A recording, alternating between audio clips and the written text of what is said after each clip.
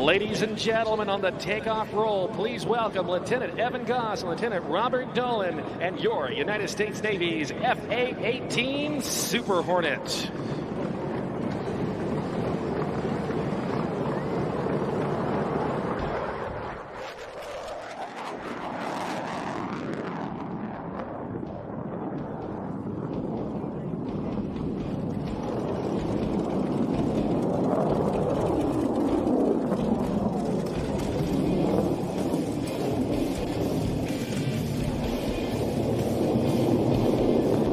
And Mac will now reposition for the dirty roll, slowing down to less than 200 miles an hour from the left. They will deploy the landing gear and flaps as they approach show center in the landing configuration. As they approach center point, they'll pitch up and roll the aircraft 360 degrees with the landing gear still extended.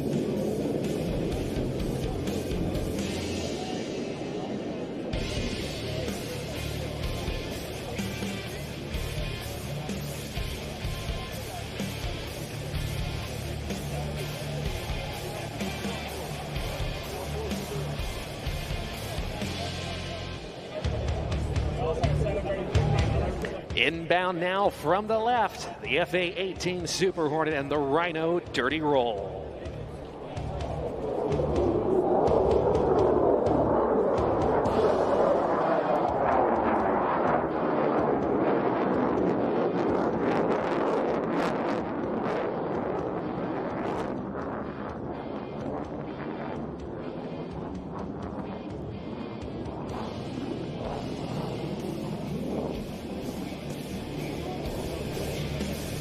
After climbing through 4,000 feet, Lieutenant Goss and Lieutenant Dolan will perform a one-half cubinate maneuver, roll upright and demonstrate the Rhino's incredible pitch authority with a 60-degree nose-up maneuver.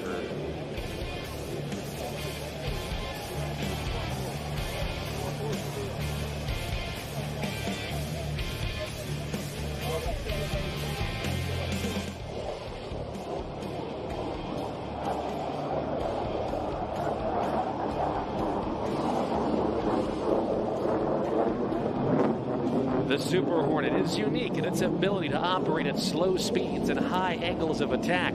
The flight control computers allow the aircraft to precisely position the aircraft when and where the aircrew wants it. Observe to the left as the aircraft rotates nearly 180 degrees while in a nearly flat attitude in this maneuver named the Flat Pirouette.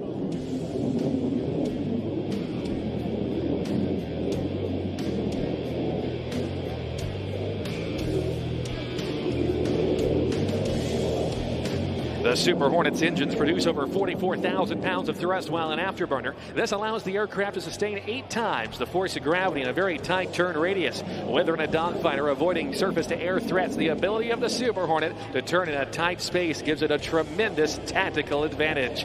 Inbound now from the left, it's the Rhino and the minimum radius turn.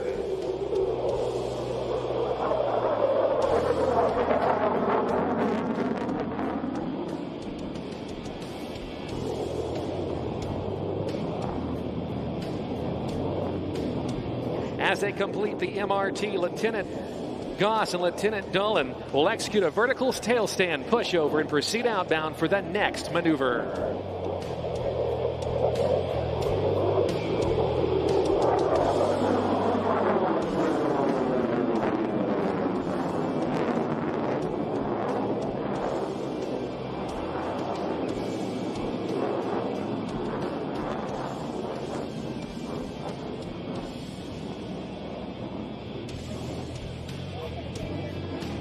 Lieutenant Goss and Lieutenant Dolan are now setting up for a high-speed pass. During this maneuver, the aircraft will approach speeds of nearly Mach 1 or the speed of sound. You may even notice a buildup of white vapor around the fuselage as they flirt with the sound barrier. As Squints and Mac pass show center, they'll be traveling at a speed of nearly 700 miles per hour.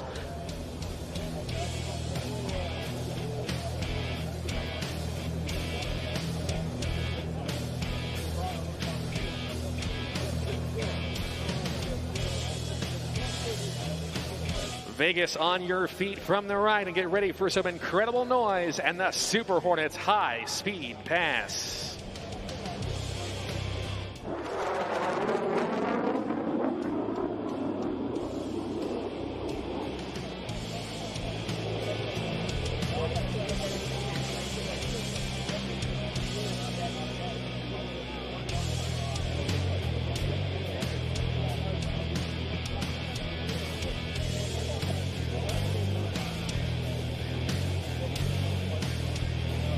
After the completion of the aileron roll, the crew is quickly performing a vertical reposition to bring the jet towards show center. Entering the maneuver at 350 knots, the air crew will pull the jet into the vertical and roll the canopy towards the crowd as they select full afterburner and enjoy a very comfortable -3G pushover as they perform the vertical pirouette.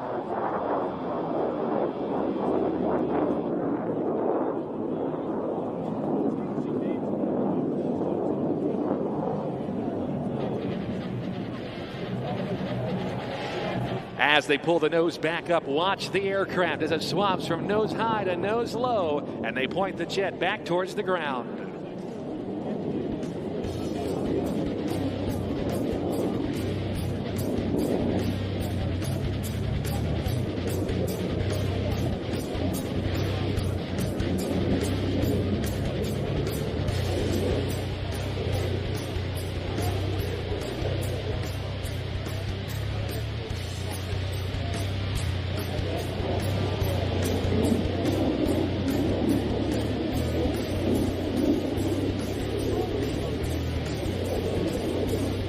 The air crew is now setting up for a maneuver known as the square loop. Selecting afterburner as the jet approaches show center, the crew will rapidly reposition the nose 4 times while flying a square path throughout the sky. Inbound now from the left, it's the Super Hornet and the square loop.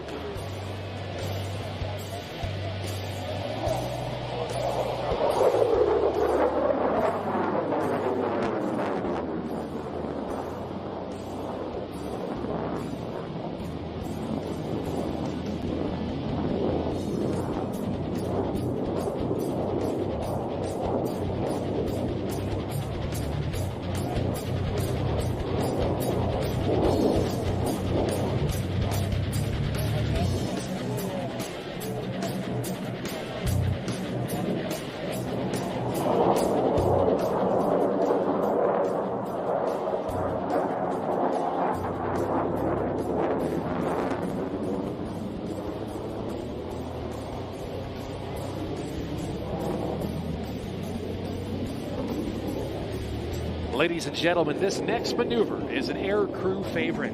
As the Rhino now approaches from the left, Lieutenant Goss and Lieutenant Nolan will accelerate the aircraft to 250 miles an hour at a height of just 500 feet above the ground. As they approach show center this time, they'll roll the aircraft inverted, reduce the power to idle, and hold a level attitude.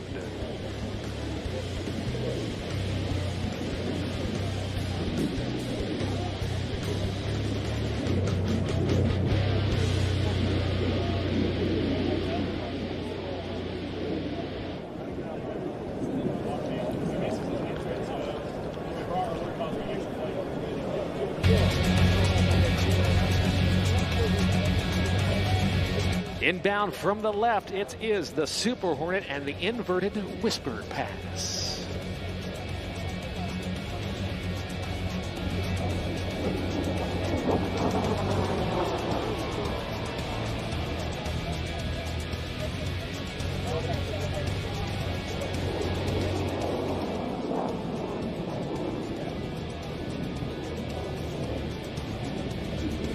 Lieutenant Goss and Lieutenant Dolan are now setting up for a high alpha pass.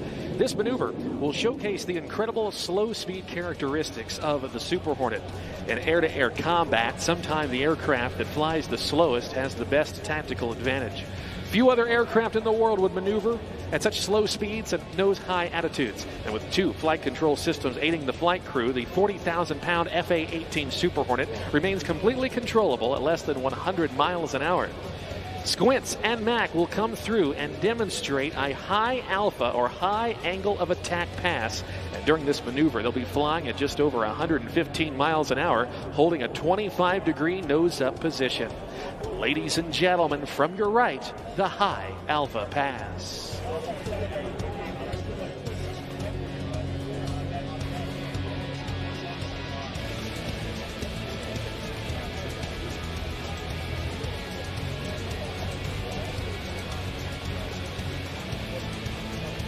We take this opportunity to go up live to the cockpit with both Squints and Mac to see just how slow they get going.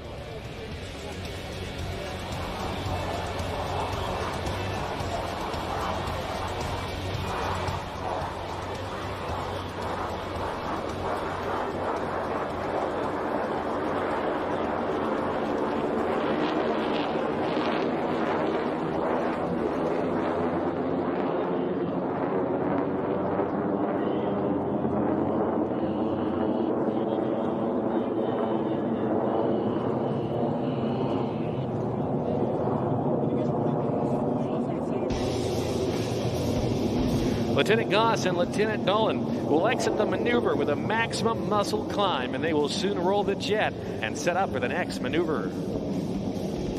As the Rhino approaches from the left, the aircrew will now demonstrate the incredible pitch authority of the Super Hornet. And as they approach, they'll roll the aircraft 90 degrees, quickly pull away from the crowd, and showcase the ability of the aircraft to change direction very rapidly.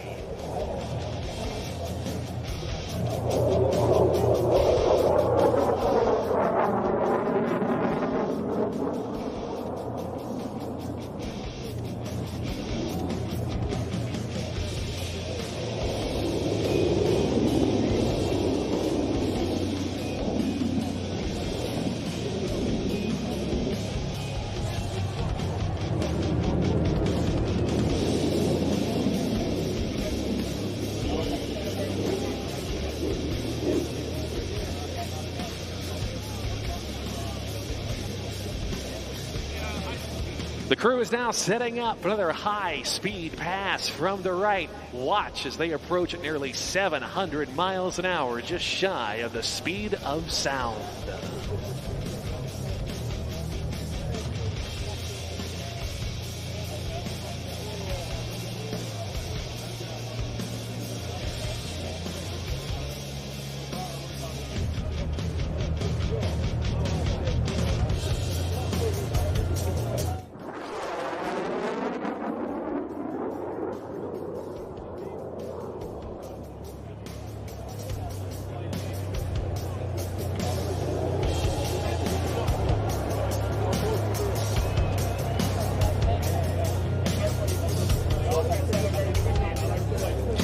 Ladies and gentlemen, the Super Hornet that you see here today is actually one used to train pilots at Strike Fighter Squadron 122, based at Naval Air Station Lemoore in California. Squints and Mac serve as instructors, teaching new aircrew how to employ the Super Hornet. At this time, get your cameras ready as Squints and Mac reposition for the photo pass. The aircraft will pass show center a 90-degree angle bank turn at 300 feet and 650 miles an hour.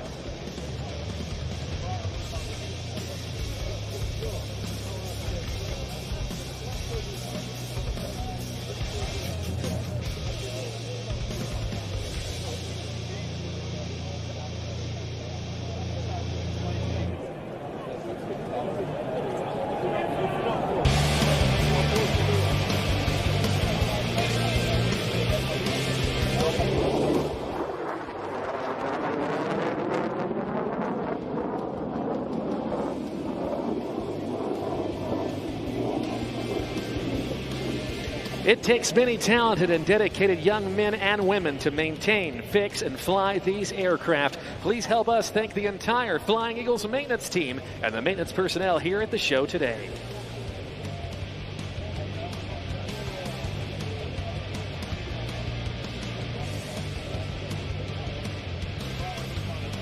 We want to say thanks to ADC Leclerc, 81 Laura, 82 Kimura, AME2 Loman, and AE3 Fields, AM2 Holmes, and AT3 Payne, our Flying Eagles maintenance team.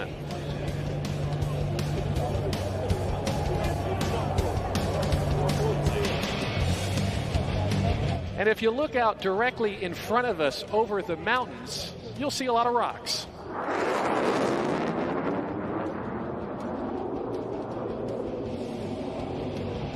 The Super Hornet completing that, the sneak pass from behind, just shy of the speed of sound. We are very thrilled to host the West Coast Rhino demonstration team. This is one of several show sites on their North American and international tour this year. Their next show site will be that of Marine Corps Air Station Iwakuni in Japan here in just a couple of weeks.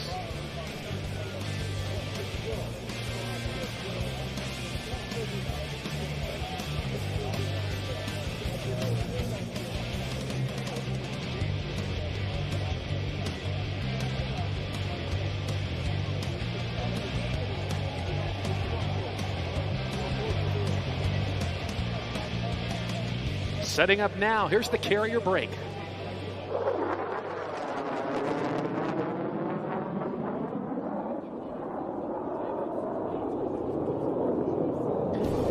The job of a naval aviator is not complete until the aircraft is back aboard its floating home. To approach the aircraft carrier is often one of the most dangerous parts of a naval aviator's mission. Landing their aircraft at 130 miles an hour and just on a few hundred feet of floating steel is extremely challenging and a great matter of pride. At 500 feet, like we've seen just a couple of moments ago, the pilot will overfly the ship and execute a 180-degree reversal turn, allowing the aircraft to bleed airspeed and quickly extend the landing gear, flaps, and the tail hook. This method allows aircraft to quickly be sequenced into the downwind for landing. Even though aircraft carriers are some 1,100 feet long, they appear from the air as small as a postage stamp, and in order to land at an area 1/10 the size of a normal runway, carrier aviators must touch down between 4 wires stretched across the deck of the ship. In order to accomplish this, they use an optical landing system known as the ball, and during the final approaches of the approach, the landing system officers, or paddles, work together as a team to get the aircraft safely on deck.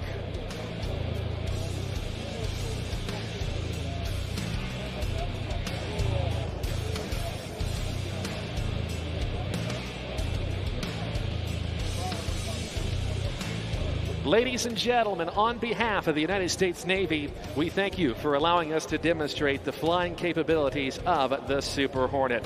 Ladies and gentlemen, let's put our hands together for the crew, Lieutenant Evan Goss and Lieutenant Robert Dolan in the Super Hornet, the FA-18.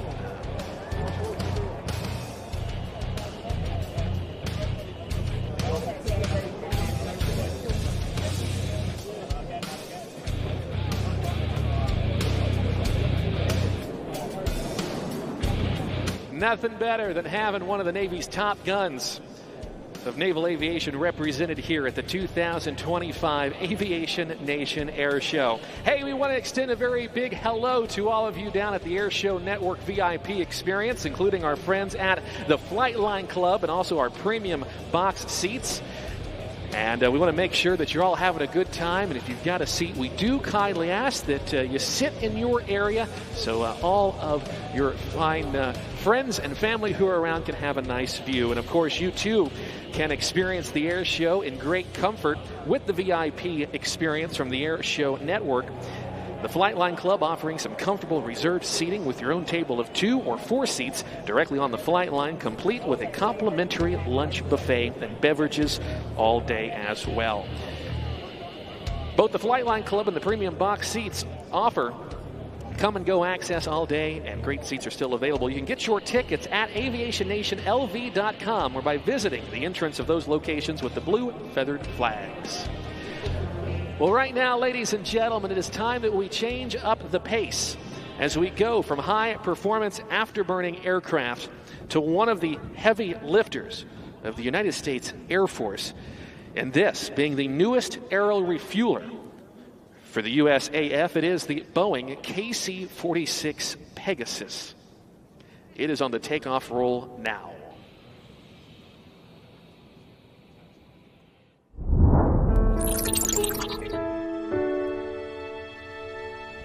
Growing up in Arlington with the Air Force Memorial being right there, it's my roots. You know, that's where I come from, and to now have a role in the Thunderbirds and the high bomb burst is really incredible.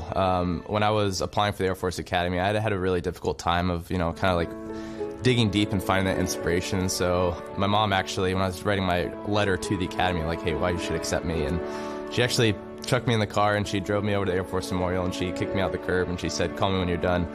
And she left me there. So I know kidding drawing my inspiration, as cheesy as it is, for joining the Air Force and getting into the Air Force Academy from the United States Air Force Memorial there in Arlington, right next to the Pentagon. And so for me, I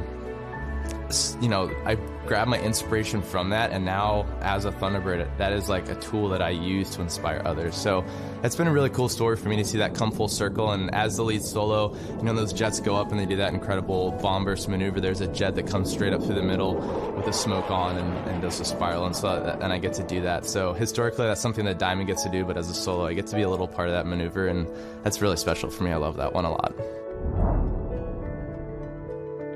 The KC-46 can deliver fuel through its refueling boom as well as its drogue system and wing refueling pods, typically used for naval aircraft.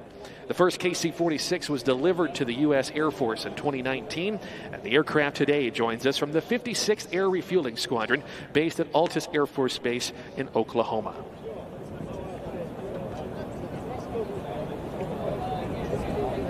It is my pleasure to present to you America's newest and most advanced tanker, the Pegasus, affectionately known to the crews who fly it as the Yeti.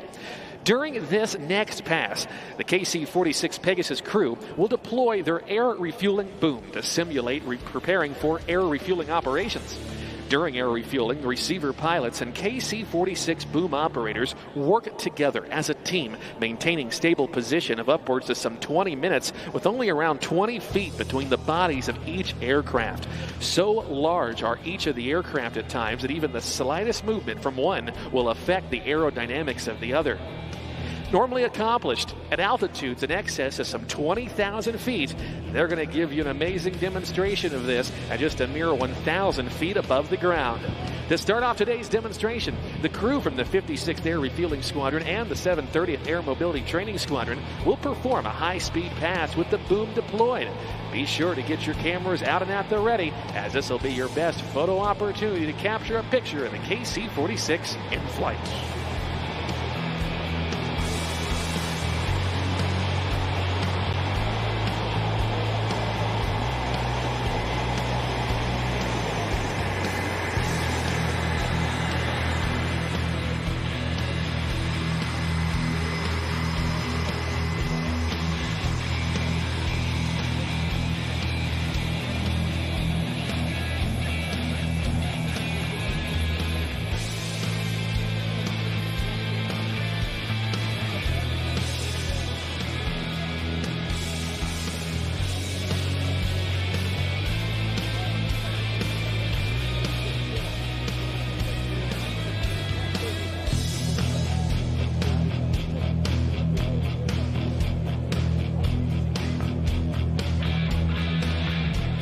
Inbound from the right, the newest aerial tanker for the U.S. Air Force, the KC-46 Pegasus.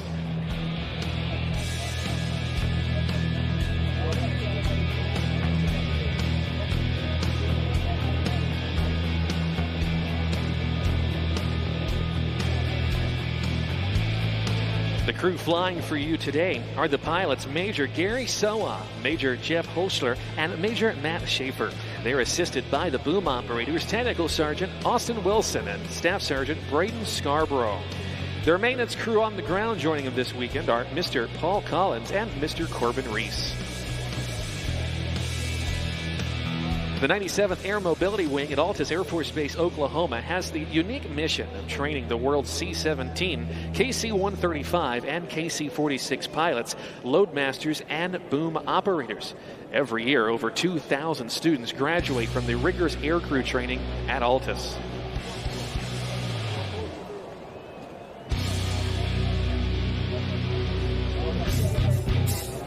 '25 is the inaugural year for the Air Force's KC-46 demonstration team, this being the aircraft's second performance thus far after debuting this season at Barksdale Air Force Base in Louisiana just this past weekend.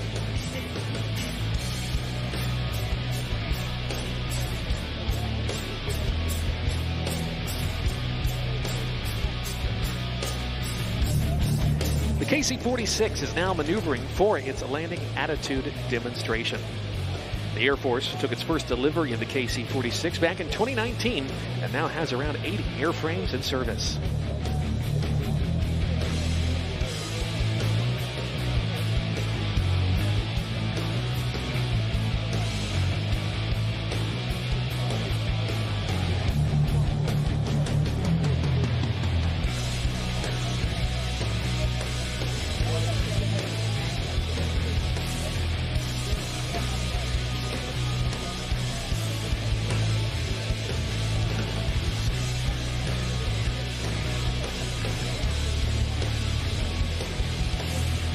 The aircraft, based on the Boeing 767-200 airliner, its basic crew is 2 pilots and a boom operator.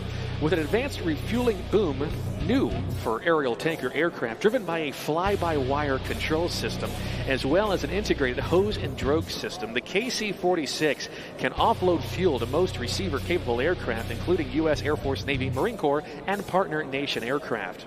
This airplane represents the beginning of a new era in air-to-air refueling capability for the Joint Force.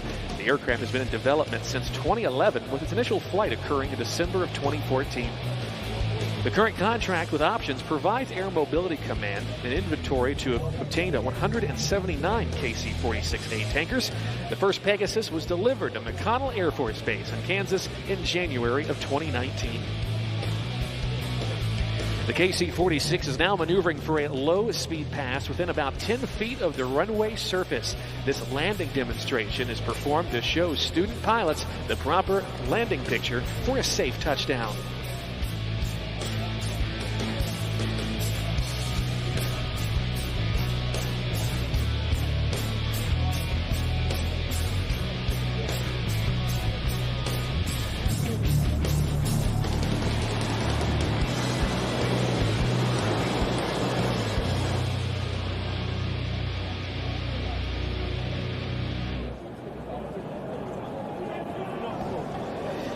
This behemoth aircraft has a fuel capacity of 212,000 pounds of fuel, or about 31,000 gallons, in which it can carry over 7,000 miles unrefueled. With a 65,000-pound cargo capacity on board, the KC-46 can accommodate a combination of up to 144 passengers, 58 patients for aeromedical evacuation, or up to 18 pallets of cargo. Boasting a wingspan of 156 feet 1 inch, she can reach weights of 415,000 pounds. It is equipped with two Pratt & Whitney turbofan engines. They produce about 62,000 pounds of thrust each and can carry the Pegasus to top speeds of 570 miles an hour and upwards of some 40,000 feet.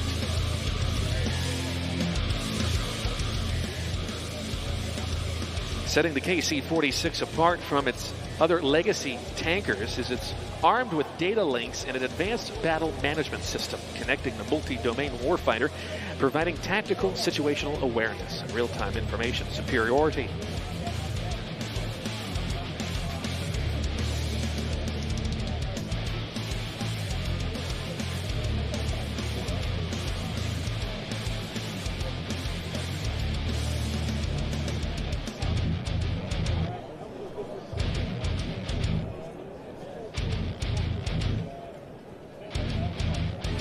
Unlike conventional tankers, like the KC-135 Stratotanker and the now retired KC-10 Extender, it was previously where boom operators would lay on his or her stomach on a pod located at the rear of the aircraft and actually fly using a series of hand controls that boom into the receiving portion of the receiver aircraft. Today, the KC-46 is equipped with what's known as a remote vision system, or RVS, allowing boom operators to perform refueling from a console screen located inside the aircraft. Its fly-by-wire boom design delivers up to 1,200 gallons of gas per minute, and aside from the U.S. Air Force, Japan serves as the first and only international customer of the aircraft, with interest gaining from additional allies. From the right, Major Soa, Major Hochler, and Major Schaefer are going to execute an overhead maneuver. Listen to the unique sound the aircraft makes as it begins to slow, and they bank the aircraft to some 45 degrees.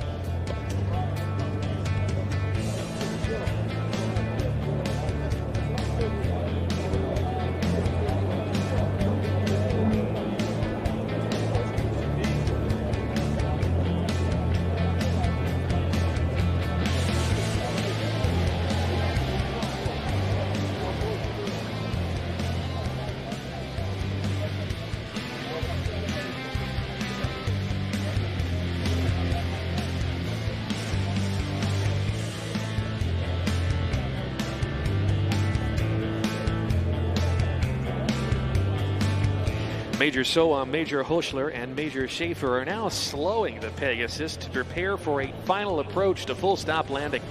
With a full crew brief alongside Technical Sergeant Wilson and Staff Sergeant Scarborough, they prepare the aircraft for landing. Picking up the proper sight picture, the crew establishes a 180-degree downwind leg of the landing pattern. as they prepare for the base leg 90 degrees from final approach. Once established, the aircraft will approach at its final approach speed of approximately 140 knots, or about 160 miles an hour. Watch behind us as the landing gear and the flaps extend as they approach from the right.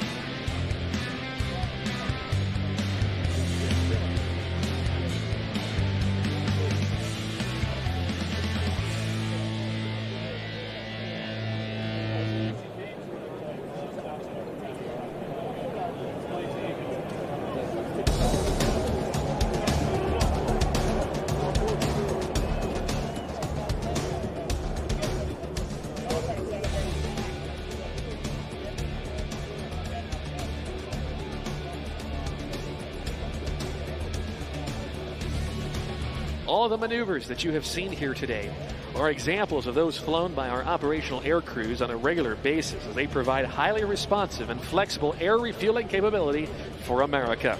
They hope you've enjoyed today's performance. Please like and follow the team on Facebook and on Instagram, and be sure to tag your posts at KC46 Demo Team. This concludes today's demonstration, and on behalf of the men and women at the United States Air Force Air Education and Training Command and Altus Air Force Base in Oklahoma, they thank you for being with us today and hope you've enjoyed this brief look at the KC-46A Pegasus, America's newest aero refueler, which will continue to provide rapid global mobility for America today, tomorrow, and well into the 21st century. Ladies and gentlemen, for the 2025 Aviation Nation Air Show, let's give it up for the KC-46 Pegasus.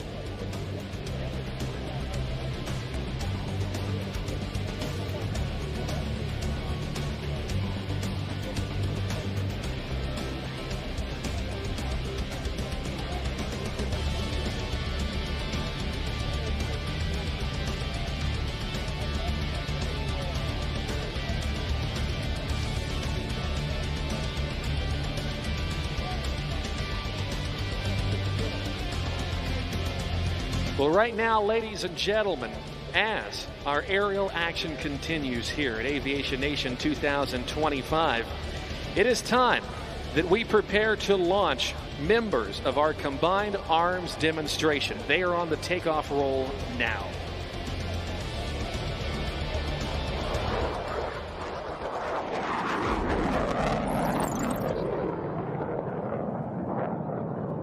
First to the perch, the F-16 Fighting Falcons, better known as the Vipers of the 64th Aggressor Squadron.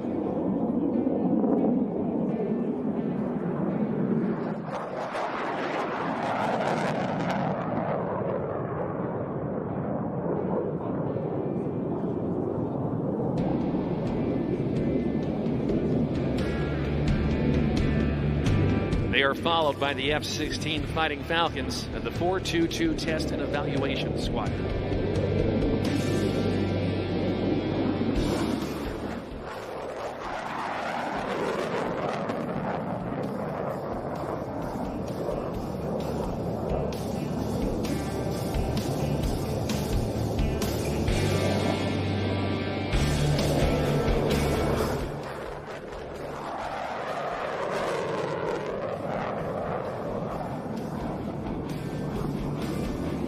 Next, the newest fifth-generation stealth fighter for the U.S. Air Force, the F-35A Lightning IIs.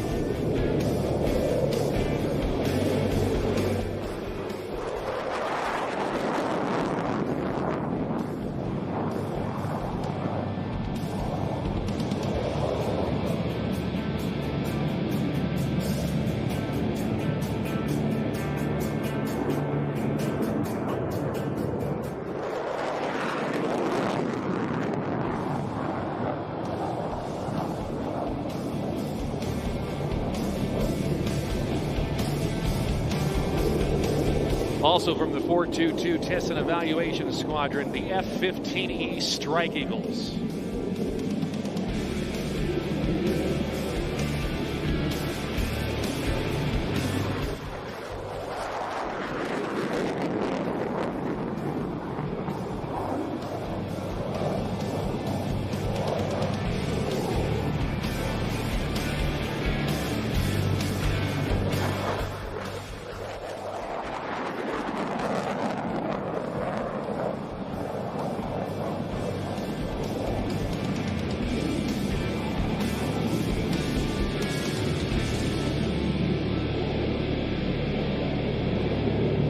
The aircraft will be joined by that of the HH-60 Pavehawk helicopters, the Jollies, from the 88th Test and Evaluation Squadron, as they now lift from the Jolly pad located to our left.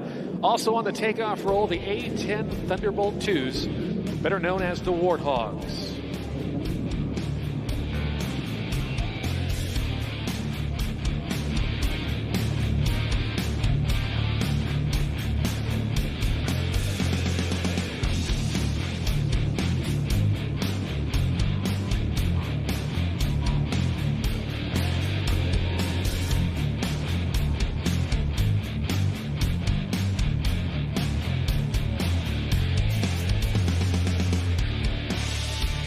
As our aircraft now make their way to their designated holding points, our combined arms demonstration will take place in a couple of minutes from now. Right now, as we get our CAD players up to altitude, I'd like to tell you a little bit about the rest of our day and what's coming up next here on the flying display here at our Saturday edition of Aviation Nation 2025. In just a few moments, we're going to be welcoming to our show Stephen Covington, flying a monster biplane that you will certainly want to see up close and personal as he tears up the sky for us. We'll get the chance to see our combined air power demonstration. That'll be kicking off at about 1:15 here this afternoon before we turn things over to Bill Stein and the Zivco Edge 540. Following that, at 2:10, we'll see the U.S. Air Force's F-22 Raptor demonstration team and our U.S. Air Force Heritage Flight. Vicki Benzing is here.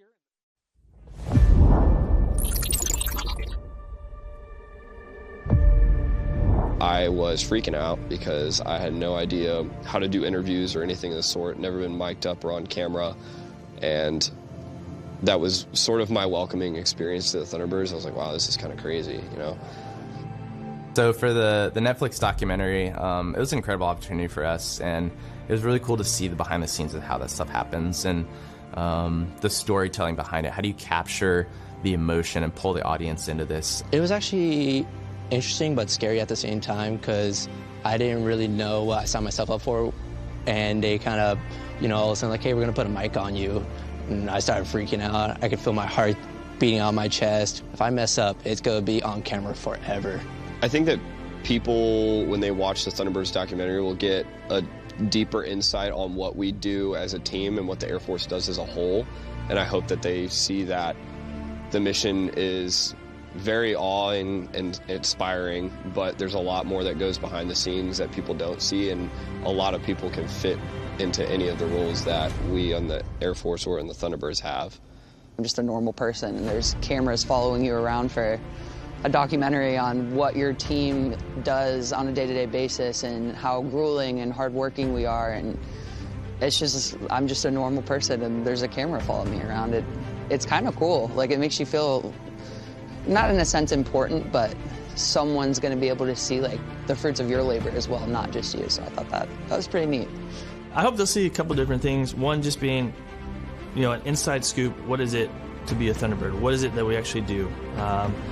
In addition to seeing just the people behind the elite team and seeing maybe themselves in one of those personas that they recognize in the documentary, and ultimately inspiring them to be like, hey, I can do that. You know, that person is from my hometown. I'm interested in building things, or, you know, I want to be a public affairs officer, or I want to be a pilot. And, you know, there's some connection that they make with somebody in the story on the documentary that they're like, yeah, like, I'm going to give it a shot. We're normal people. We just do a pretty cool job. We're not special. superior in any regard. We are just a group of people that really want to make this the best. When you are able to work together as a team and you are able to help each other achieve a goal, you can absolutely make the unimaginable happen. There's more to just the 6 jets that you see flying in the air. There are 130 people that put a lot of time and effort into making those 6 jets form that delta. It is a total team effort. It's also the folks in the background, the maintainers, the public affairs technicians, and our administrative technicians who make everything also work in the background. I hope that when people watch the Netflix documentary that they take away it takes 130 men and women to make this operation happen. I'm excited to see it.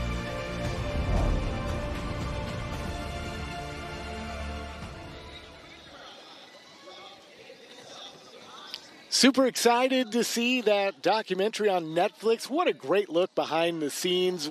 I mean, so many people to get these aircraft in the air. They have never missed a demonstration because of maintenance issues. That's absolutely incredible when you stop to think about it. So Air Force Elite Thunderbirds only on Netflix on May 23rd. So super excited to tune in and see that. And if you are just tuning into our show here at Aviation Nation 2025, we've got Stephen Covington taking off right now in his Pitts S2S. We just saw the combined arms demo launch a few minutes ago. That's going to be cool. That's going to be cool. That's coming up here in just a few minutes. And then you can see Thunderbirds, the live show this afternoon. We saw the KC-46 earlier, the F-22. What a cool multi-role fighter, air-to-air, air-to-ground. I mean, just so much to see here at the Nellis Air Force Base Flight Line.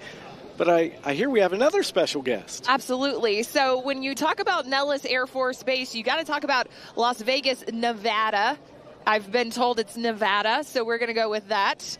But you might not know that right up the road here in Indian Springs is another Air Force base, Creech Air Force Base. And right now we're happy to be joined by Colonel Nicholas Peterson. He is the commander of the 432nd Wing out there at Creech Air Force Base. Sir, thank you so much for stopping by. Happy to be here. What a beautiful day for an air show. It's great to see our amazing aircraft being displayed by some really, really highly proficient aircrew.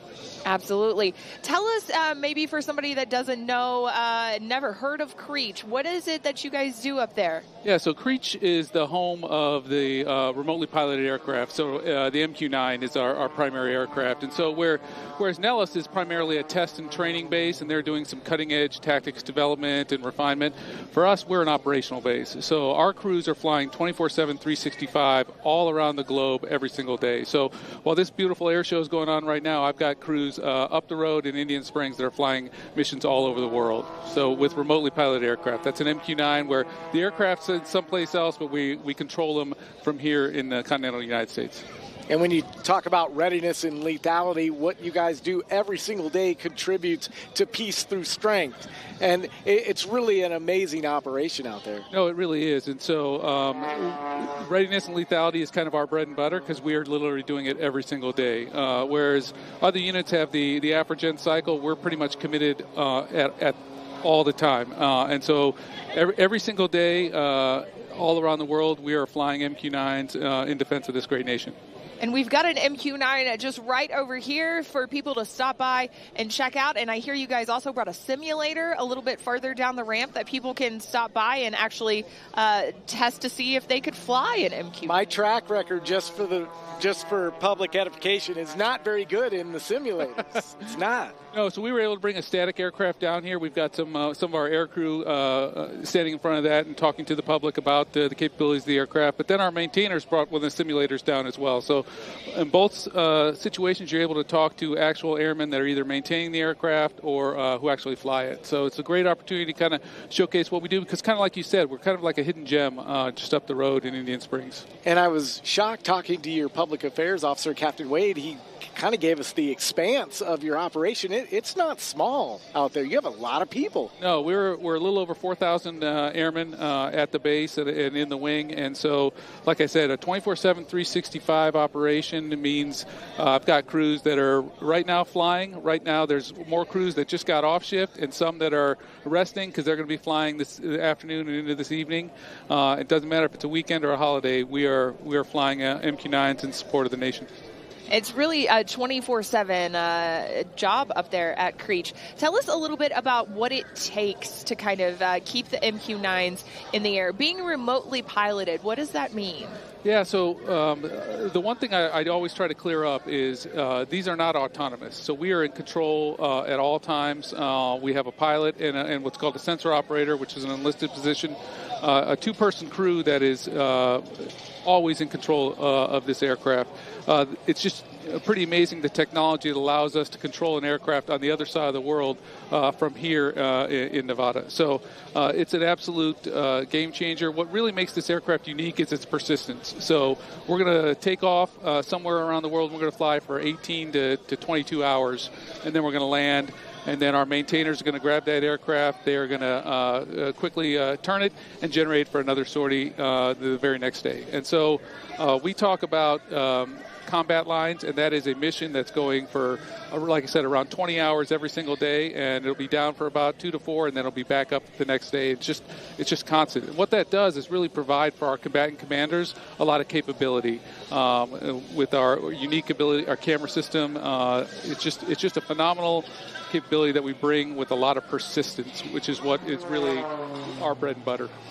I was curious, they have STEM City here trying to expose, the youth to science, technology, engineering, and math opportunities that abound in the Air Force. But I imagine those skills, that's prime number one in your business. Absolutely. So it is an industry that, if you have those skill sets, those STEM, you can apply both on the pilot side if you're thinking about commissioning, or on the enlisted side as a sensor operator or as a maintainer as well. All of those are absolutely vital and will help develop skills that will serve you while you're in the Air Force or if you decide to transition out.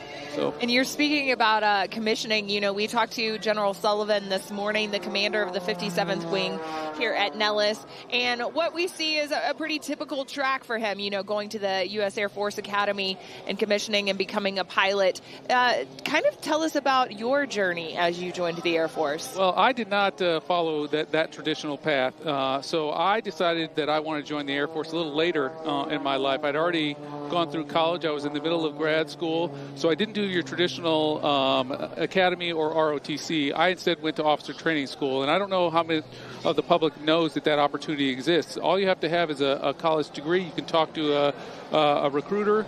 They have specific officer recruiters, and for me, it was one of those things. I was kind of stagnating. I didn't know what I wanted to do with my life, and I thought, okay, here's something that I could do for 4, maybe 6 years, and will give me some amazing experiences to meet some incredible people. And 23 years later, here I am, the commander of a wing, doing an incredible mission. So I feel truly blessed that I walked into that recruiter's office all those years ago, and it really has been an amazing career for me. Wow. I'm curious, though, you decided to join a little bit later as well in life. You weren't exactly fresh out of, being a 22-year-old. You joined a little bit later, but the door was still open. No, it was. And so I think that's one of the huge benefits of the Air Force and the military in general is if you have a desire to serve your country, to be a part of something bigger than you, it is a great opportunity. And as long as you're willing to work hard and apply yourself, it's an open door for you to come in. And the other amazing thing is I went the aviation route. I originally started off in B-1 bombers, but then I jumped over to the remotely piloted aircraft pretty early in my career. But they have all kinds of careers out there. It doesn't matter what you want to do, whether you want to be an engineer, whether you want to be a maintenance officer, whether you want to work as a civil engineer or in aviation. You can do pretty much anything you want in the military. So I highly encourage folks, especially if you're kind of don't know what you want to do with your life, try out the military, or at least have a talk with the recruiter, because I think you'd be surprised in some of the different career that you can accomplish in the military. And I see the patch on your sleeve, a U.S. Air Force Weapons School graduate. Obviously, that's a big deal around here. It is. And I'm just curious, 50 years of red flags, how many red flags have you participated in? So I have personally flown in 2, but my units have been in the last 6. So I have been down, even though I did not jump in a cockpit and actually fly in the mission, I have been down to watch them for the last, basically every red flag for the last 2 years since I've been in command. So red flag itself is an amazing opportunity, not only for our U.S., but also our joint partners and our international partners as well. And so I can remember the first time seeing some of our allies bring some of their aircraft was at a red flag back when I was a much, much younger aviator than I am now. Absolutely. And, all that information, if you have questions on joining the Air Force or how to find an officer recruiter, all of that available online at airforce.com as we watch Stephen Covington here doing some real acrobatic flying out at Aviation Nation 2025. Sir, I know you're probably pretty biased towards your MQ-9s, but what else are you looking forward to seeing out here at the air show? Well, any chance to see the Thunderbirds, I always try to. So one of the things that I don't know if your audience knows is they actually practice uprange.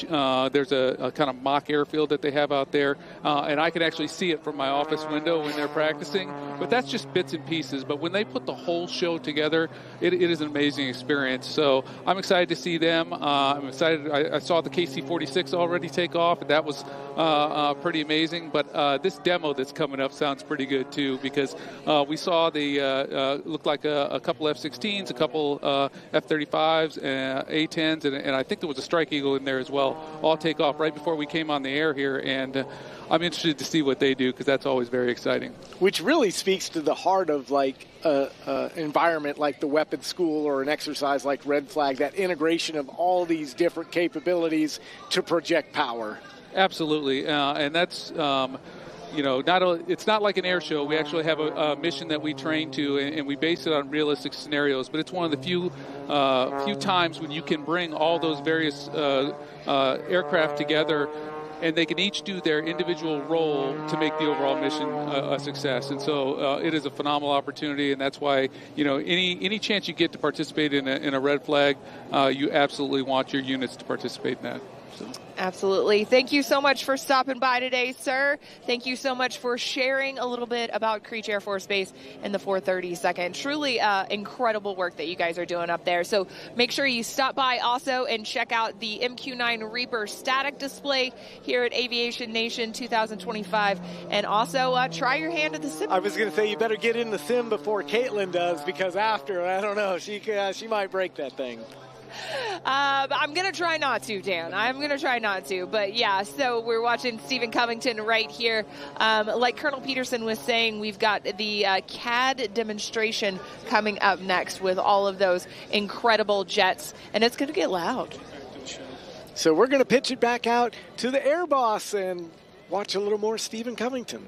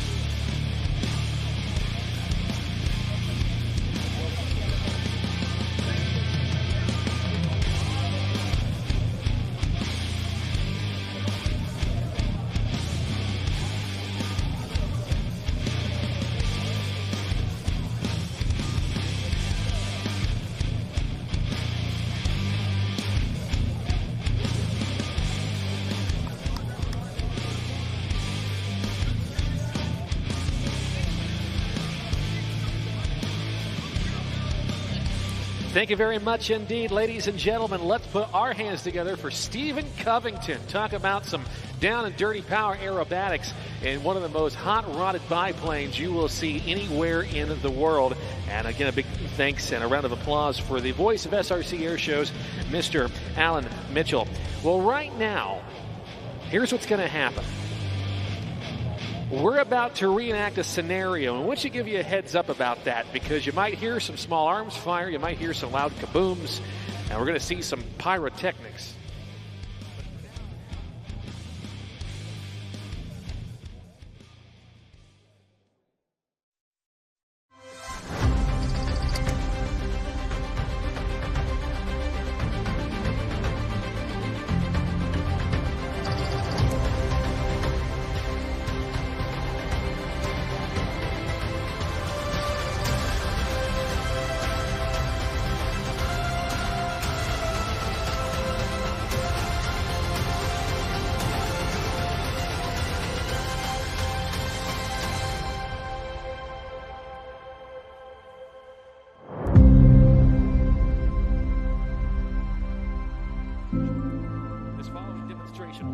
U.S. Air Force combat air power capabilities, utilizing 6 aircraft types flown by 17 Air Force combat aviators from 5 Nellis Air Force Base squadrons. Over the next several minutes, you'll get an inside look into the combat mission sets of Nellis Air Force Base. America's airmen train daily to hone these associated tactics and capabilities in the skies above Nevada, using the elite Nevada Test and Training Range north of Las Vegas. On display today will be the F-35 Lightning IIs, F-16 Fighting Falcons, F-15E Strike Eagles, A-10 Warthogs, and an F-22 Raptor from the 422 Test and Evaluation Squadron, F-16s from the 64th Aggressor Squadron, HH-60 Search and Rescue Helicopters, and para-rescue men from the 88th Test and Evaluation Squadron, accompanied by Joint Terminal Attack Controllers from the 422 Test and Eval Squadron. We ask now for your full attention as the combat scenario plays out on the ground in front of you and in the sky above.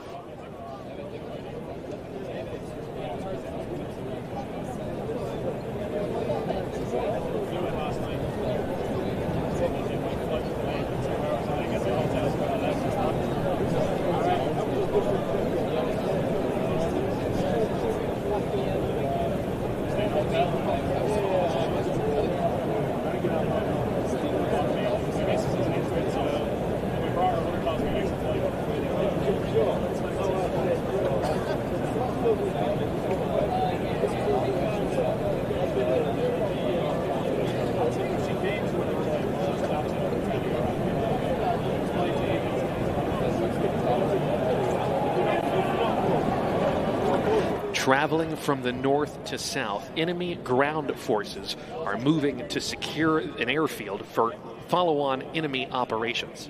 Without established air superiority and ground air and close air support, friendly forces are challenged by these enemy forces from the ground to the east and from the skies above. As they maneuver, the friendly ground forces are met with heavy enemy fire, and they take on multiple friendly casualties.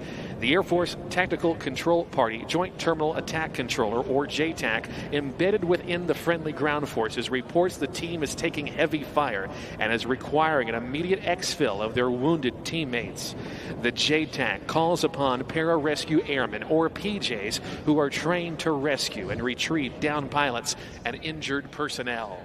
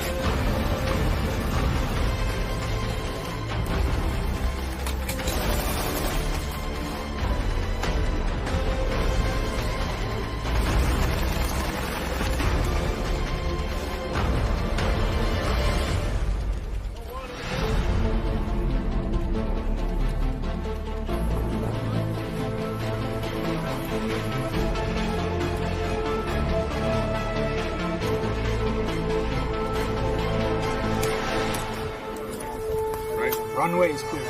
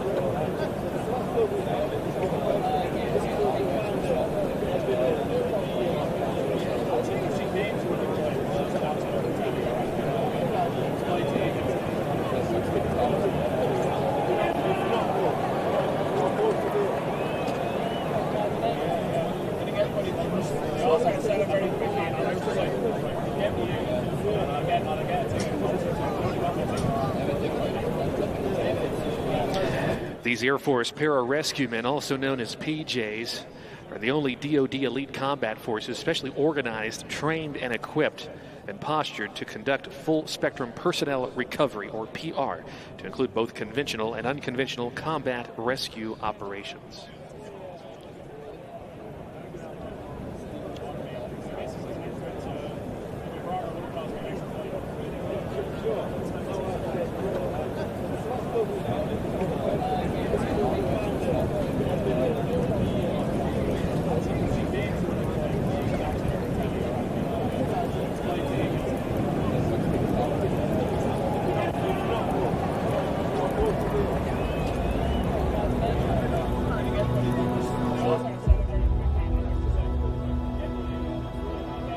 A PJ's primary function is of that of a personal recovery specialist with emergency medical capabilities in humanitarian and combat environments.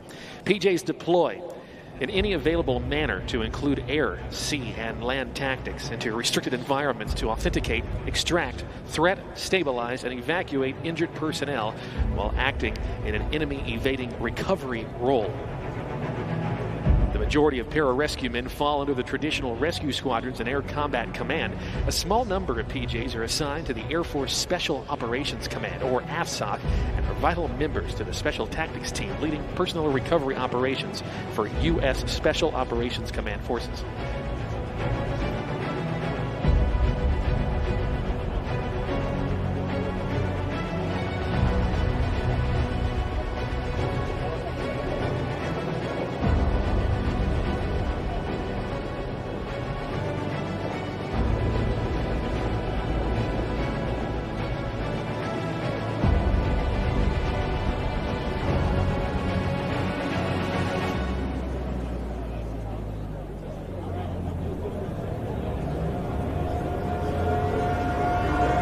Our 6 PJs now work their way in to their landing zone to help treat our simulated wounded individuals.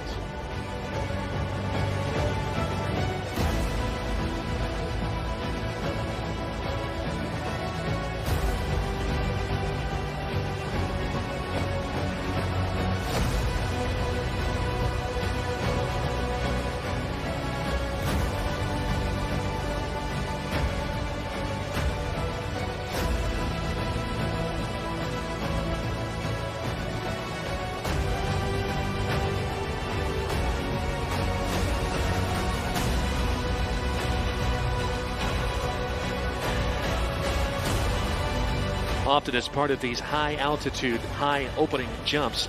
At such altitudes, jumpers often use supplemental oxygen, flying packs that can be in excess of some 120 pounds in weight.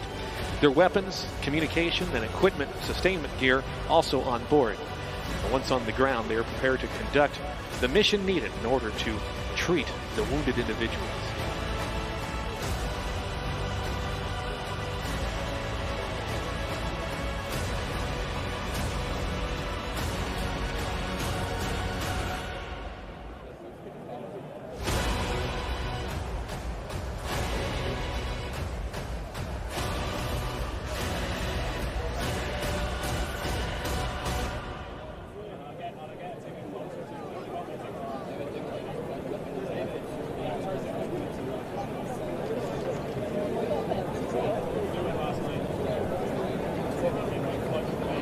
A big round of applause, ladies and gentlemen, for our PJs successfully working their way into the landing environment.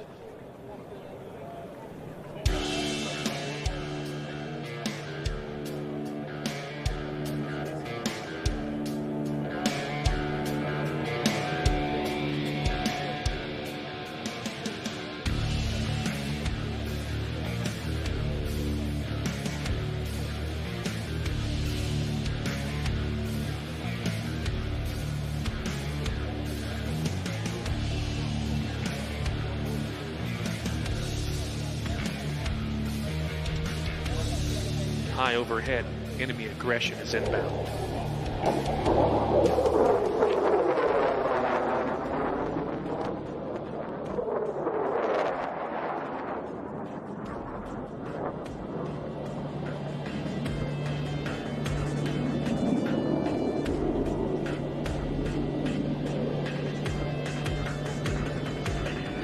With the enemy aggressor force high overhead, they continue to take over the Allied airfield. Friendly ground forces are forced now to take cover. As they face the threat of being overrun and losing their position, the friendly forces have called in air support from the world's preeminent air power, the United States Air Force. As the aggressor enemy aircraft continue their attacks overhead, the call is received and the fighter support is scrambled to support the friendly ground forces.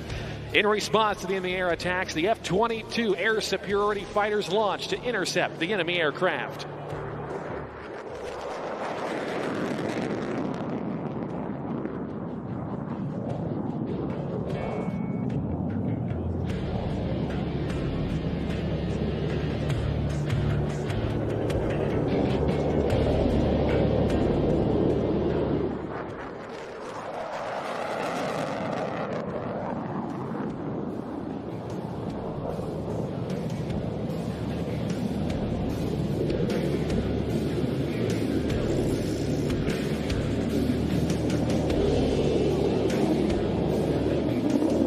The F-22, a fifth-generation air combat fighter, flies to intercept the enemy aggressor aircraft as they now seek to chase off or engage and intercept and neutralize these aggressors. As you'll witness in this next pass, the pilot's air-to-air combat skills will be put to the test as the two Raptors engage the two enemy fighters before your very eyes. Utilizing superior aircraft performance and unmatched pilot training, the adversaries are no match for the U.S. Air Force's F-22 Raptors.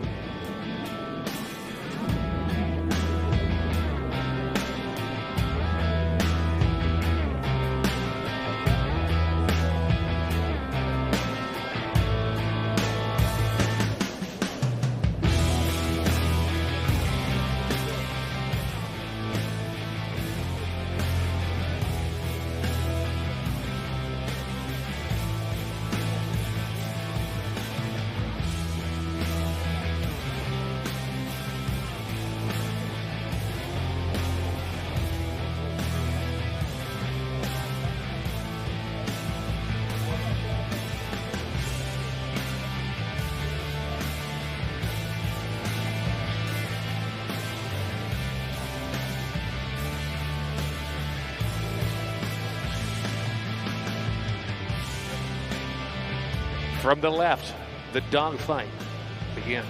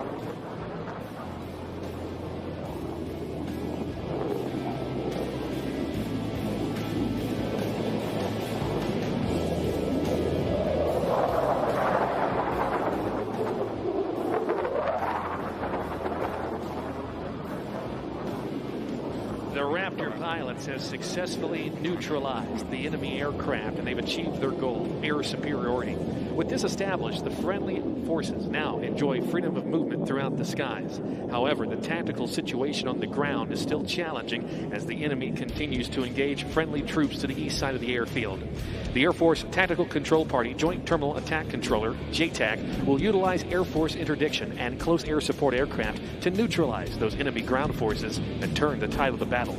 The JTAC works with the ground forces commander to understand the tactical battle situation and then communicates with the supporting aircraft to utilize their sensors and weapons to protect friendly forces, as well as find, fix, and engage enemy combatants and their equipment. We watch now as the battle unfolds. All players, this is Jedi, checking the sequence.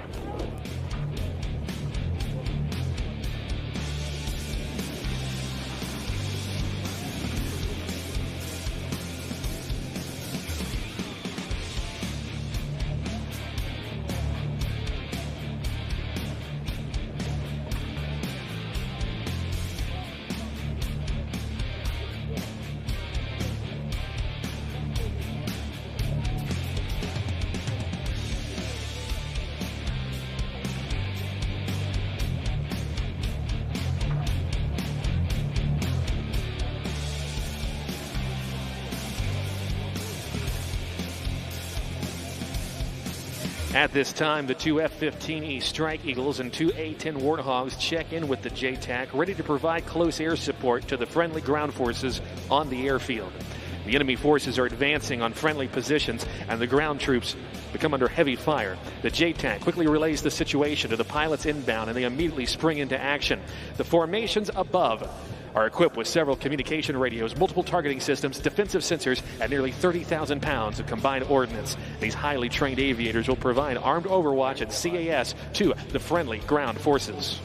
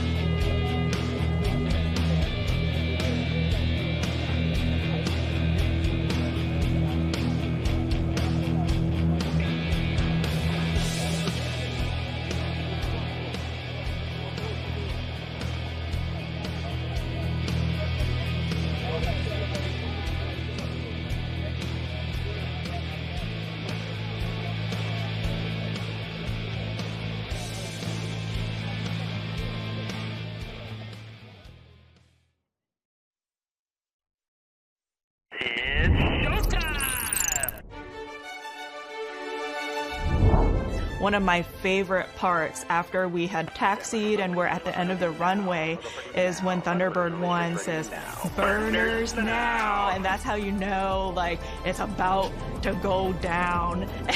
And you just feel the jet starting to accelerate and just go down the runway, and I just kept on probably yelling in my pilot's ear, like, oh my gosh, we're going, and just probably saying, like, wow. because then I saw the ground immediately start getting smaller and smaller. And the first maneuver that we did, because I was in a practice show as my fan flight, was the loop on takeoff, and that felt insane to feel that force on me right away as the first maneuver it was awesome. It was a roller coaster, but better, because then I don't get a stomach dropping feeling afterwards. Flying is what everybody sees. It's the flying, the jets, the tight blue suits. But I would say that's actually second to my favorite part of being a Thunderbird. My favorite part is the people. It's the team.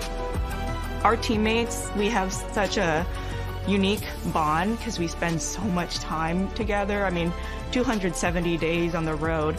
You overcome all these challenges and you gain all these memories together that I don't believe you'll get in any other unit.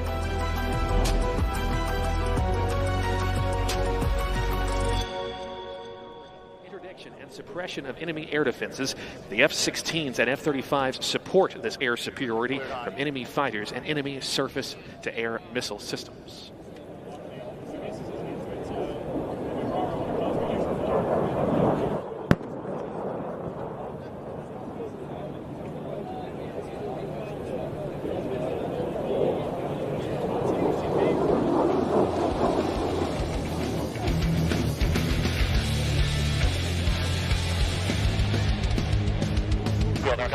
On the A-10's last attack, the enemy ground forces attempted to engage the low-flying A-10 with a surface-to-air missile. The A-10 defended against the missile and departed the threat area unfazed. It is now up to the F-16s and F-35s to find, fix, and neutralize the enemy missile launcher before it can fire again.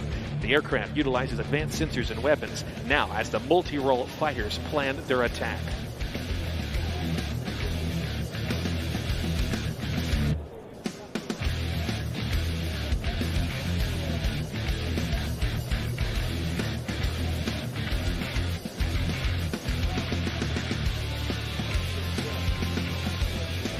Locating the enemy missile systems, the F-16s and F-35s will execute a coordinated attack using bombs to engage the enemy missile system, missile launcher, and associated equipment. The SA-7 missile system is a man-portable air defense system, or a man-pad, meaning it is designed to be carried and launched by a single person or a small team. We watch now as Bolt and Viper continue to push their way inbound to engage the enemy ground forces.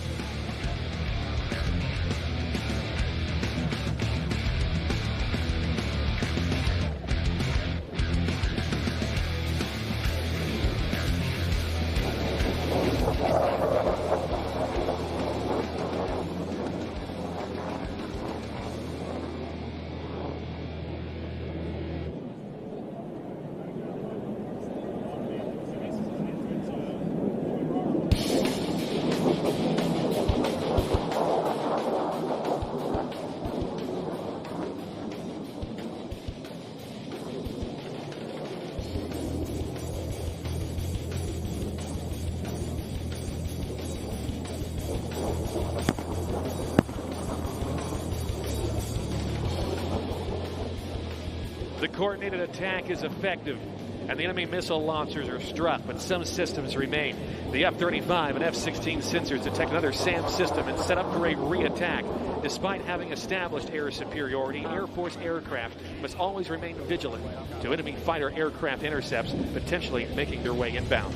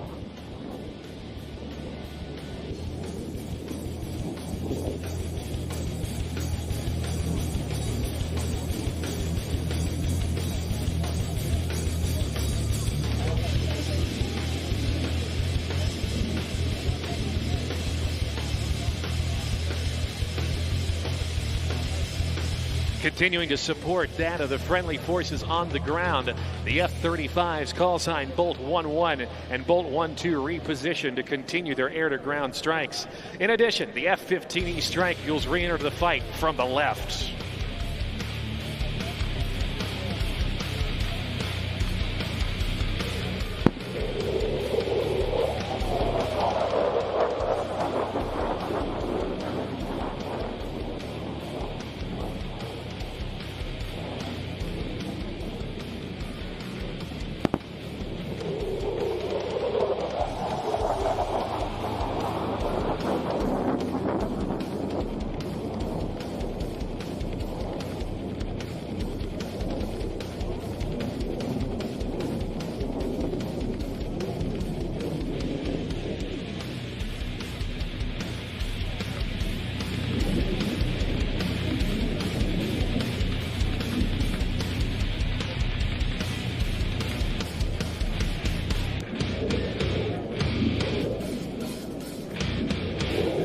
Friendly ground forces continue to take on enemy fire. They call the JTAC for additional support as the F-35s prepare for a show of force. The Strike Eagles, Strike 1-1 and Strike 1-2 continue to provide armed overwatch as Bore 1-1 and Bore 1-2, the A-10s, work their way inbound with the strength of the 30mm GAU-8 Avenger Gatling gun.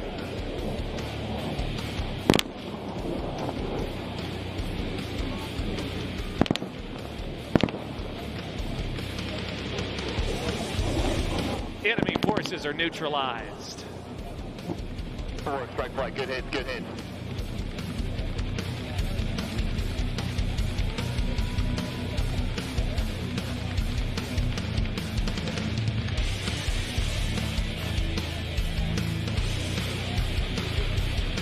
While the ground forces now enjoy the freedom of movement, air superiority continues to be challenged as Red Air, that of the aggressors, work their way inbound once again to engage our friendly air forces.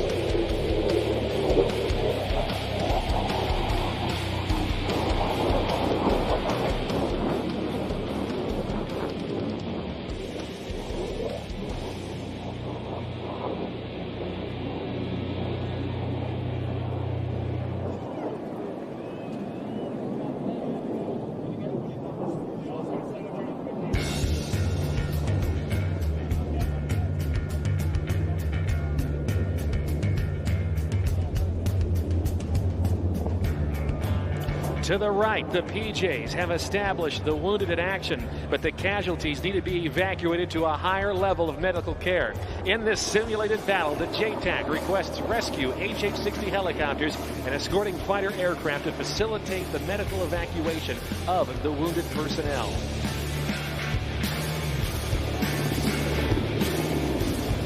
The rescue mission commander organizing the forces determines a game plan to pick up these simulated injured personnel. And prior to the pickup, the JTAC mission commander and the strikers will work to neutralize any and all other remaining enemy forces to ensure a safe passage for the rescue helicopters.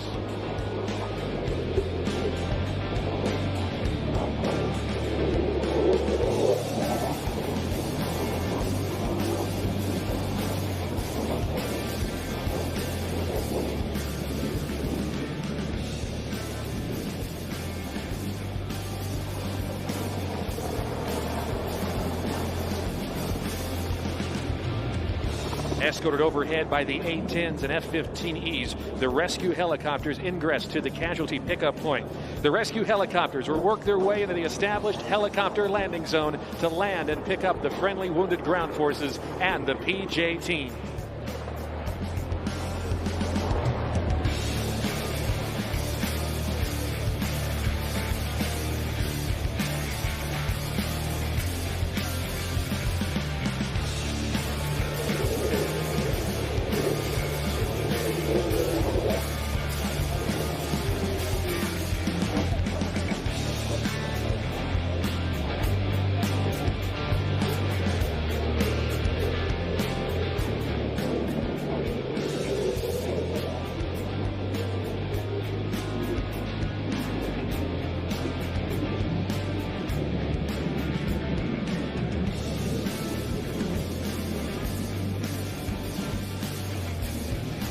With the PJs and the injured safely inside the HH-60 helicopter and all members are safe, the HH-60 crew will make a call to the rescue mission package and they egress the area with the fighters continuing their escort above.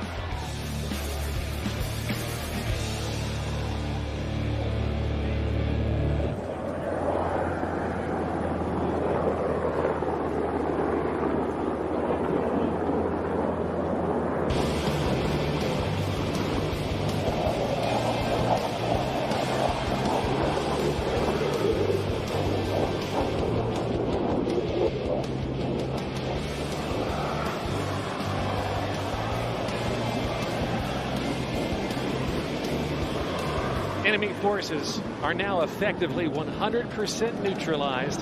The HH-60s and the PJ team can now enjoy freedom of movement over the airfield. Ladies and gentlemen, let's put our hands together for our Air Force combat airmen.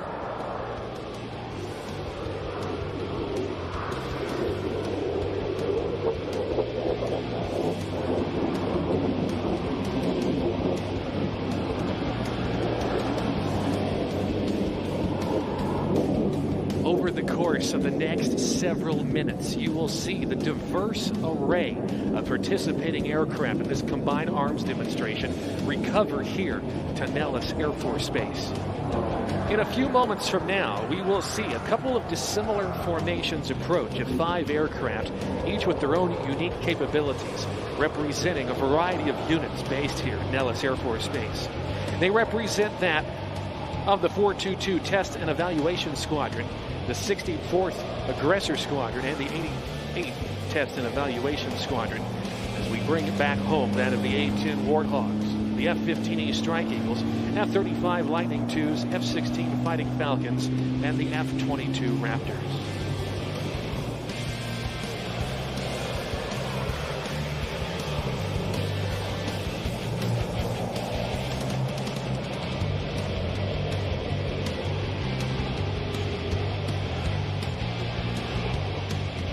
None of what you have seen here today would be possible without the support and the partnership of this community and its citizens.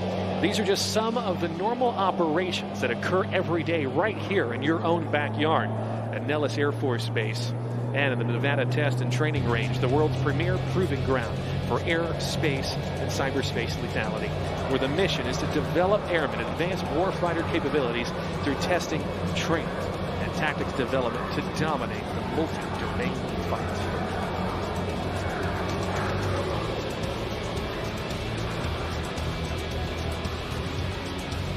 Ladies and gentlemen, this formally concludes the 2025 Aviation Nation Combined Arms demonstration, and we hope you've enjoyed this effort to showcase a few of the wide-ranging combat capabilities of U.S. Air Force and the combat air power of Nellis Air Force Base. If you have further questions about Air Force combat air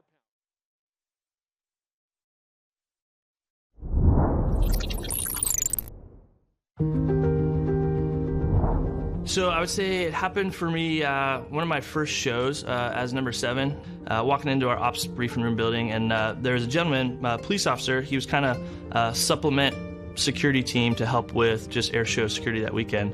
And he was kind of guarding the door, just kind of doing his patrol. And, you know, it was the morning, so I had a coffee in my hand. I was like, well, I'll just stop by, say hi, a couple minutes. Like, that's, in fact, why we're there, is just to, like, you know, integrate, immerse ourselves, meet with the locals. So we were having a chat and talking about it. And he's like, hey, we're super excited the Thunderbirds are here. Like, really looking forward to air show. And, you know, the conversation started off, like, very just superficial, top level, like weather, how long are you guys in town for, where's your next show? But then just, you know, a couple minutes, 5-10 minutes later, we started talking. I was like, hey, do you have any family coming out? Because I was like, I'd love to, like, give you guys some tickets if you want to have them come out to the show. And he was like, actually, like, my wife and little kid. And I was like, oh, sweet, kid, like, automatic, cool. Hey, here's some pins and stickers. So I reached in my show fly bag, gave him the pins, and then, you know, nice greeting, said goodbye, and then went up to the briefing room to get ready for the day. Didn't really think much of it, like, other than, hey, that was a cool conversation with the police officer, and then went on with my day. Fast forward now to Sunday at the air show. I'm in the autograph line, signing brochures, and all of a sudden, like, the adults kind of, the sea of adults parts, and there's a little guy standing there, and I notice he has a Thunderbird pin. And I was like, no way. And then there's a lady standing behind him, and she's like, Flash, this is Timmy, because the gentleman I was talking to, a police officer, he had mentioned his son's name was Timmy, and he had the Thunderbird pin that I gave his dad. And so I was like, cool. I just like Heisman to everybody else. I was like, Timmy, come here, buddy. So I kneeled down, gave him a high five, asked him how his day was doing, how he liked the show. And then I was like, hey, do you have a brochure? Would you like me to sign it? And so I signed that. I think I signed a hat for him too. And we were just chatting it up, kind of just the world stopped because I was like, oh, dude, this is the kid's or the guy's son that, I was talking to. And I was like, sweet, definitely just want to dedicate some time to him. So we had a nice interaction, said hi to mom. And then, they disappeared into the sea of crowd, kept signing autographs and brochures. And that was what I thought was the end of it. Well, now as we are the next day getting ready to depart, leaving McCord, I see his dad. I was like, hey, sir. I was like, good to see you. I was like, yeah, I ran into your son, Timmy. And there's something different about him. And he was very just kind of somber, but not in like a bad way. And he was like, Lieutenant Colonel White, I just want to talk to you for a sec. I was like, yeah, what's up, buddy? He's like, I just want you to know that, like, that was amazing what you did yesterday. I was like, what do you mean? He's like, oh, you just took the time to talk to my son, Timmy. I was like, oh, that's why we're here. Recruit, retain, inspire. That's what it's about. And he's like, no. He's like, you don't understand. He's like, my son, he's like, he's on the spectrum. He just loves Air Force jets, anything fast.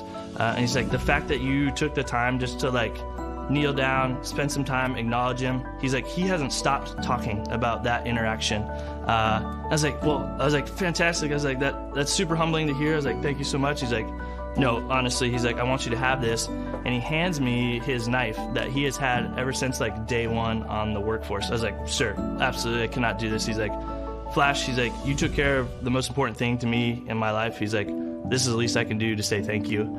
And so he handed me that knife, and I forever have it. It's sitting on my pedestal in my wardrobe on the shelf there, and that's what I look at every time I'm going in to like get dressed for work, just as a reminder, like that's why we do this, is to have impact like that.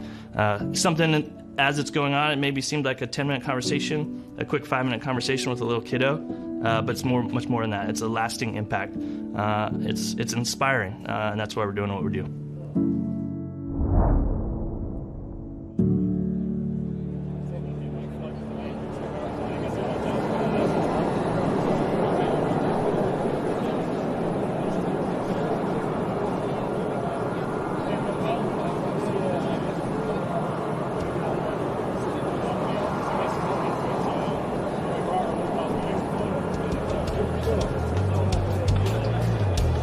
Well, in just a moment, our aerial action continues here at our Saturday edition of Aviation Nation 2025. In just a few moments as well, the assets of our combined arms demonstration will be taxiing by from the left, and we encourage you to wave your hands, wave your hats up high in appreciation for that very exciting and multifaceted performance that we've had the chance to witness here today. Landing now, the F-35s to our right. The F-15E Strike Eagles also in the turn. And as soon as we get the A-10 Thunderbolt II safely down on deck, our air show action continues here at Aviation Nation 2025.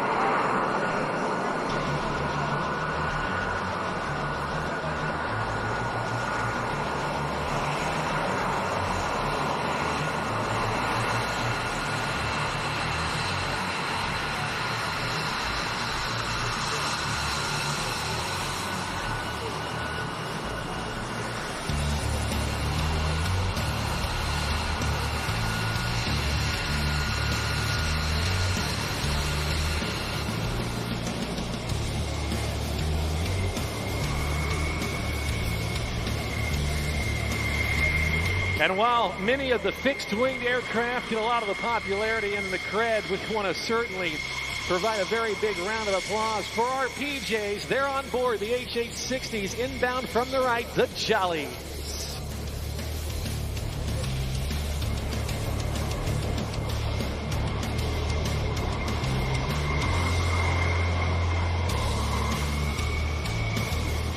And you can see them there in the helicopter. Give them a big wave.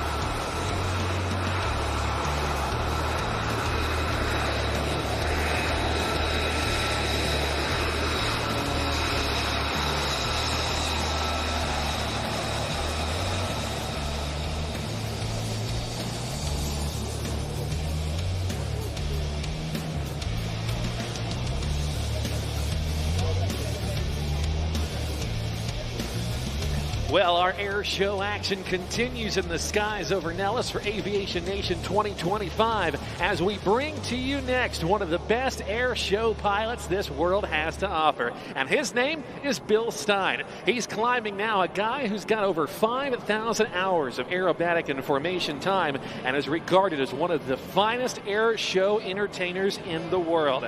Bill Stein began flying aerobatics when he was just a student pilot and has been dedicated to perfecting his skills ever since. He's been performing on the air show circuit for more than 30 years and even flew on tour with the famed Red Baron Pizza Squadron.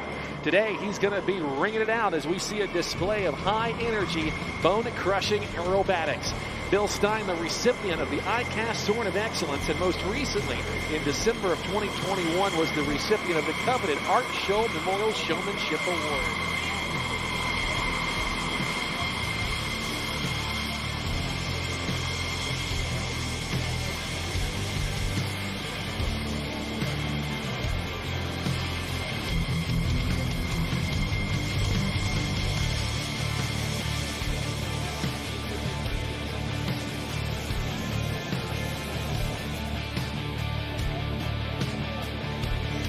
Bill Stein begins his power aerobatic routine for us from about 1,500 feet above the ground for what is known as his air start. You can see the smoke come on. This in the American-made superplane, the Zivco Edge 540. Ladies and gentlemen, look high and overhead and ensure those tray tables and seat belts are in the upright and locked position. Here's Bill Stein.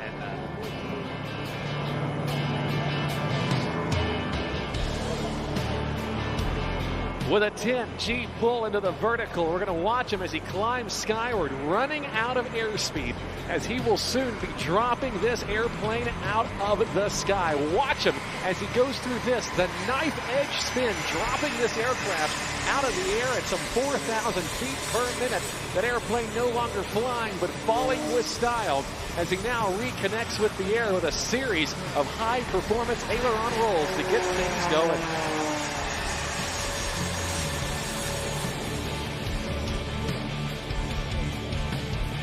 Bill Stein, as I mentioned, one of the best aerobatic pilots any place and by far one of the most friendly. He has incredible credentials as an aerobatic coach, a formation pilot, and as a solo aerobatic performer as he completes this, the Nicolator. We're going to watch him now. We talk a lot about G-forces and the amount of G's that these aerobatic pilots pull.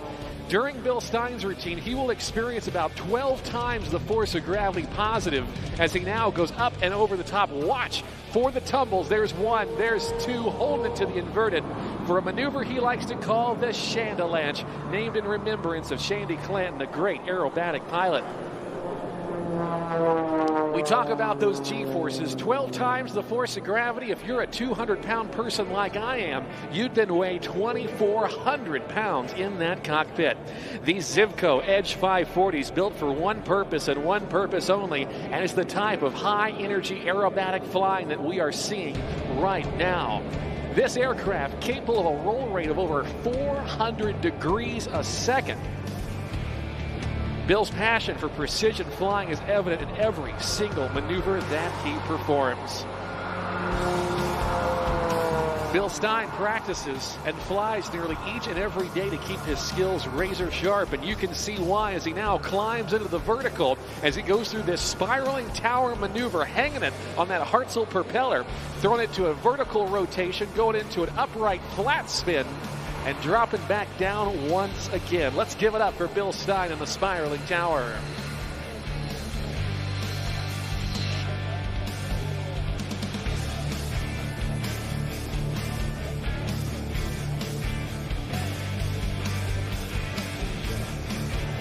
During Bill's performance, he will actually be using the gyroscopic force of the engine and the propeller to at times fly this aircraft seemingly out of control.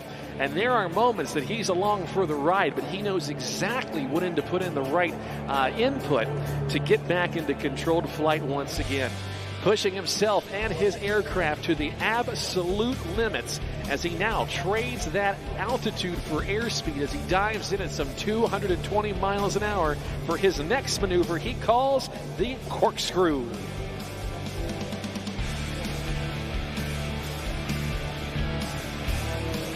Watch him as he rolls the aircraft. There's forward stick, forward rudder, and around he goes.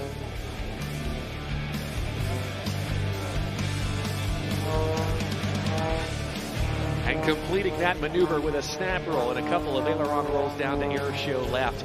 Now, as you've noticed, Bill Stein has a very special chroma flare paint job on this airplane, and it actually allows it to change color. You'll see some purple and some green and some yellow and some orange and blue.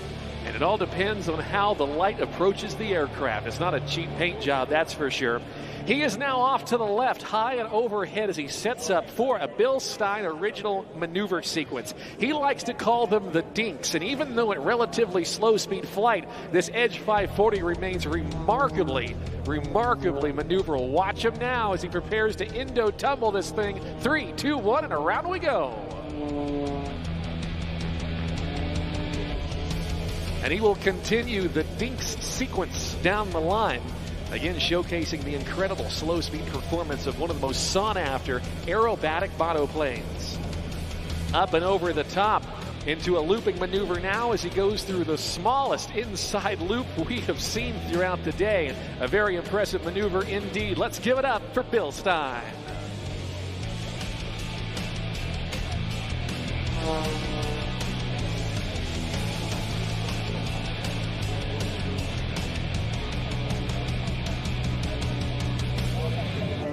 A whole lot of hashtag no for me. Nose for tail, tail for nose. Where does it stop? Only Bill Stein knows.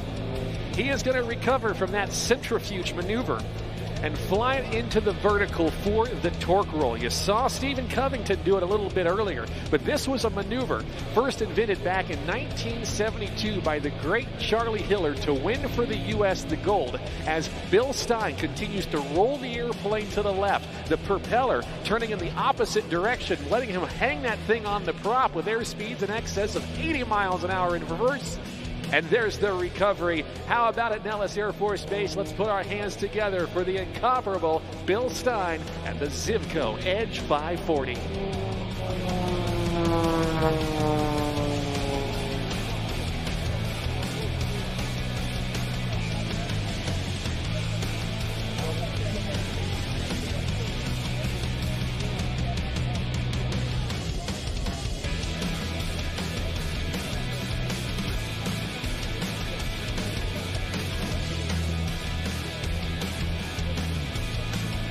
completing the necktie vertical maneuver.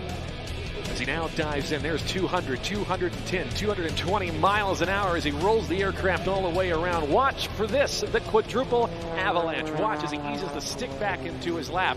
There's about 7 times the force of gravity as he now goes up and over the top as he performs not 1, but 2, 3, and 4 rapid snap rolls for this, the quadruple avalanche maneuver.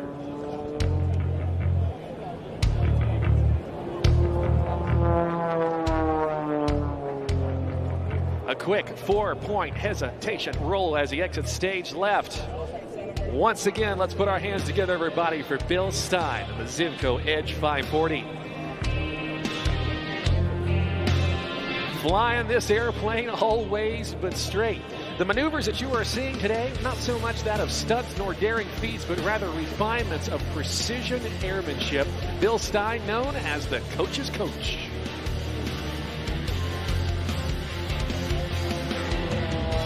On the 45 now, rolling left, yawing right as he goes woo-wee for a maneuver he calls the woo-wee tumble. Bill says stolen from the master himself, a man who said a whole lot of woo-wees over the years, aptly named. This guy, Bill Stein, a legend in our air show business. He's the 2016 recipient of the International Council of Air Show Sword of Excellence, the highest honor given within our air show business. In 2015, he was inducted into the ICAS Air Show Hall of Fame for his contributions as a pilot with the world-famous Red Baron Pizza Squadron.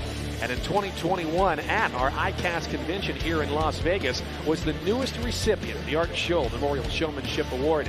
Coming down the line now, an inverted flight, holding on by just his seat belts and shoulder harnesses, a 5-point harness, keeping him firmly into the seat as he now works his way up and over for one of his closing maneuvers as part of today's sequence.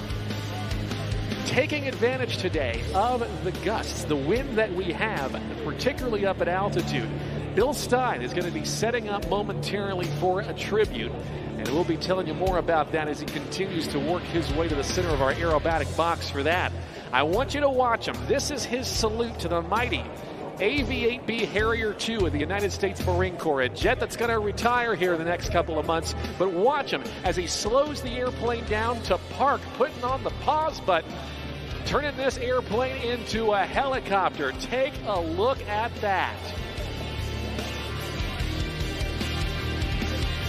0 airspeed indicated right there. Just the power of the engine, the propeller, and the skill of Bill Stein keeping him in one spot in the sky.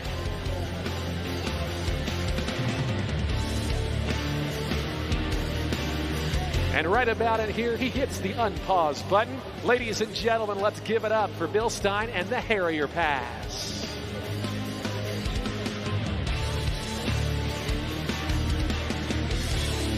He wants to thank his sponsors. They are Lycon Aircraft Engines, CJ Aviation, Champion Aerospace, Hartzell Propeller, Goodyear Aviation, Softy Emergency Parachutes, B&C Specialty Products, Spot GPS Systems, and Two Bro Aviation.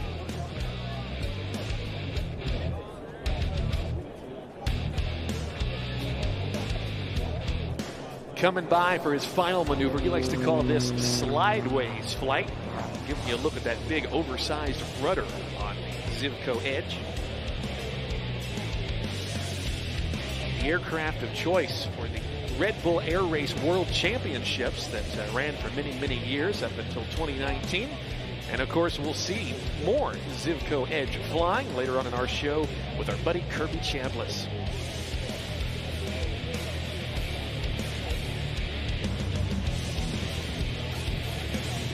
He has been cleared to land. How about one final round of applause there, ladies and gentlemen, for Mr. Bill Stein and the Zivco Edge 540.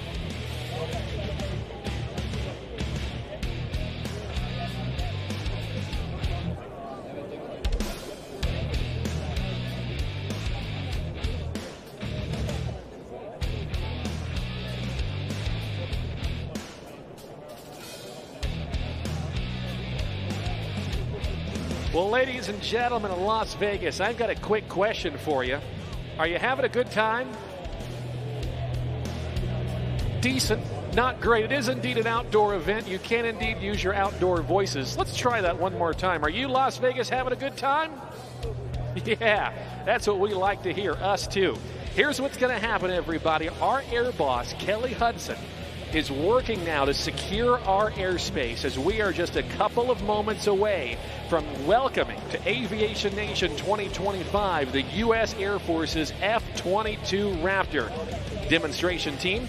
Today flown by Captain Nick Lazlaterno. We are going to see the full maneuvering capabilities of America's premier fifth-generation fighter. Laz, an experienced fighter pilot, now in his first year as the commander and pilot.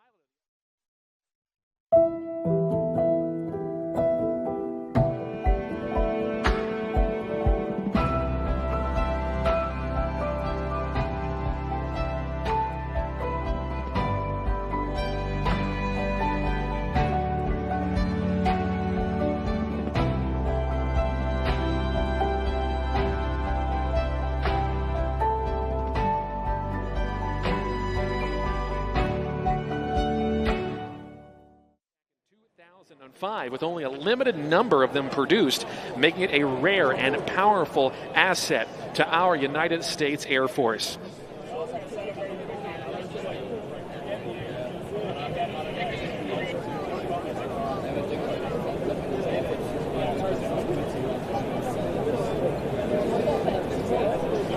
Ladies and gentlemen, it is now time. Please welcome the narrator of today's F-22 Raptor flight demonstration from Joint Base Langley Eustis in Hampton Roads, Virginia. Please make welcome Master Sergeant Brady Pummel.